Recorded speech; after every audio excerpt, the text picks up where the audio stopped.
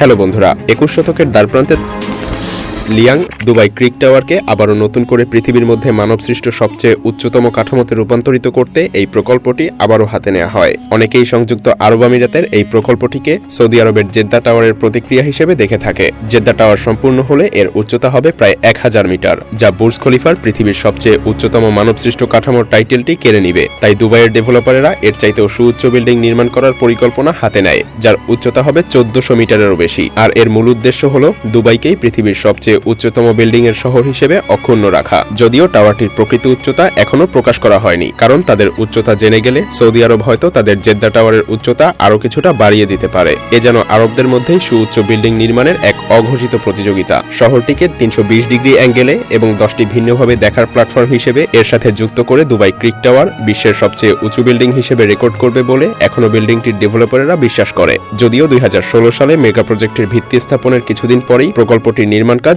স্থগিত হয়। মজার ব্যাপার হলো, ঠিক সেই সময়ই সৌদি আরবের জেদ্দা টাওয়ার নির্মাণ কাজও বন্ধ হয়ে গিয়েছিল। যদিও MR প্রপার্টিজ অর্থাৎ প্রকল্পটির মালিক দাবি করে যে কোভিড-19 এর কারণে তাদের মেগা প্রজেক্টটি আপাতত বন্ধ আছে। এটা কোনোভাবেই জেদ্দা টাওয়ার নির্মাণের কাজ বন্ধ হওয়ার কারণে নয়। অথচ 2022 সালের মধ্যেই প্রজেক্টটি বাস্তবায়ন হওয়ার কথা ছিল। যদিও 2018 সাল থেকে বৃহৎ এই প্রকল্পটির দৃশ্যমান কোনো অগ্রগতি হয়নি। তাই জেদ্দা টাওয়ারের নির্মাণ কাজ বন্ধ হওয়া একমাত্র কারণ নাও হতে পারে। কেউ কখনো এত উচ্চতম বিল্ডিং এর কথা চিন্তাও করতে পারেনি। এখনো টাওয়ারটির ইস্পাত কেবল এই উচ্চতার সঙ্গে সামঞ্জস্যপূর্ণ রেখেই তৈরি করা হয়নি, যার দৈর্ঘ্য হবে 1 কিলোমিটারেরও বেশি। এই কেবল নেটের দৈর্ঘ্য এবং ওজন এমন একটি টেকনোলজির সাহায্যে তৈরি করতে হবে যা বেশ কষ্টসাধ্য। তাছাড়া এই টাওয়ারটি সম্পন্ন করার জন্য কোনো ম্যাটেরিয়াল এবং টেকনোলজিও বর্তমানে নেই। প্রকৌশলগত অসুবিধাগুলো ছাড়াও এটি এখনো স্পষ্ট নয় যে টাওয়ারটি বিশ্বের সবথেকে উঁচু আকাশচুম্বী ভবন জেদ্দা টাওয়ারের সঙ্গে প্রতিযোগিতা করতে পারবে কিনা। বিশেষজ্ঞদের ধারণা, ইতিমধ্যেই দুবাই তাদের লক্ষ্যের 20% সম্ভাবনা অলরেডি হারিয়ে ফেলেছে।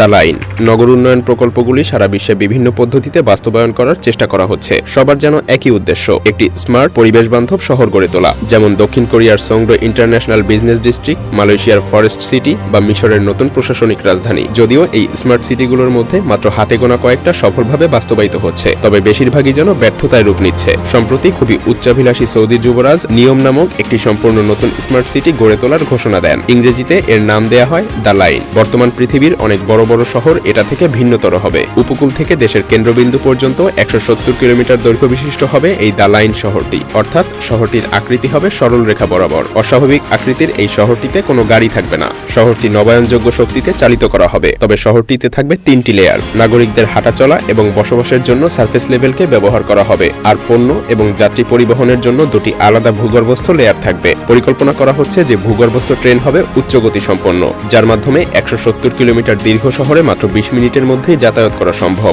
এত উচ্চগতির ট্রেন নিয়ে যদিও অনেকের মধ্যেই বেশ দ্বিধাদ্বন্দ্ব রয়েছে, যা প্রকল্পটি বাস্তবায়নের বেশ কিছু সন্দেহের মধ্যে একটি। এমন একটি ট্রান্সপোর্টেশন সিস্টেম তৈরি করা হচ্ছে যা আপনাকে 20 মিনিটেরও কম সময়ে রুটের যে কোনো স্থান থেকে অন্য স্থানে নিয়ে যেতে সক্ষম। আর এটা অনেকের কাছেই শুনতে কাল্পনিক শোনায়। যদিও বলা হয় ট্রেনটি 510 কিলোমিটার প্রতি ঘন্টা বেগে ছুটে চলবে। অথচ বেইজিং থেকে সাংহাই পর্যন্ত $35 বিলিয়ন ব্যয়ে নির্মিত বুলেট ট্রেন, যা সর্বোচ্চ 380 কিলোমিটার প্রতি ঘন্টা বেগে ছুটে চলতে পারে। আর এটাই পৃথিবীর সবচেয়ে দ্রুততম ট্রেনগুলোর মধ্যে অন্যতম। কিন্তু অস্বাভাবিক এই প্রকল্পটির উপরে বিশ্বাস করে হাজার হাজার মানুষ সেই প্রকল্পিত স্থানে আবাসস্থল গড়ে তুলেছে, যাদের মধ্যে অনেকেই ইতিমধ্যে তাদের অপসারণের বিরুদ্ধে প্রতিবাদও করতে শুরু করেছে। মূলত এসব মানুষদের তাদের ইচ্ছার বিরুদ্ধেই স্থানান্তর করা হয়, যা প্রকল্পটিকে বিতর্কিত করে তুলতে এবং এর উপরে অনেক নেতিবাচক প্রভাব